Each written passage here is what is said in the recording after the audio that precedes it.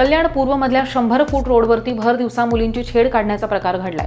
टेम्पोमधनं मुलींची छेड काढणाऱ्या 3 आरोपींना संबंधित विद्यार्थिनींनी चांगलाच धडा शिकवलाय। या घटनेमुळे परिसरामध्ये प्रचंड खळबळ उडाली आहे आणि नागरिकांनी सुद्धा आरोपींना चांगलीच अद्दल घडवली आहे। रोशन शर्मा, कपिल जयस्वाल आणि आशिष कुमार गौतम अशी ह्या तिन्ही आरोपींची नावे आहेत आणि कल्याण कोळशेवाडी पोलिसांनी ह्या तिघांना ताब्यात घेऊन त्यांच्यावरती गुन्हा दाखल करण्याची प्रक्रिया सुद्धा सुरू केली आहे। 100 फुटी रोडची ही घटना आहे।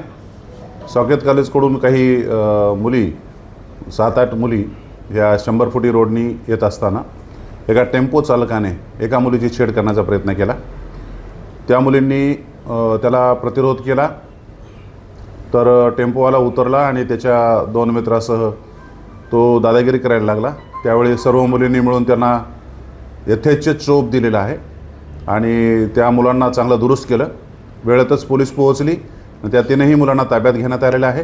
त्यांच्या विरुद्ध गुन्हा दाखल करण्यात येत आहे। त्यांना अटक केलेली आहे आणि त्यांचे मेडिकल करून अटक करून त्याच्यावरती योग्य ते कारवाई करण्यात येणार आहे। मुलांचे नाव आहेत रोहन शर्मा, कपिल जयस्वाल आणि आशिष कुमार गौतम असे 3 मुलं आहेत। हे टेम्पो चालक आहेत।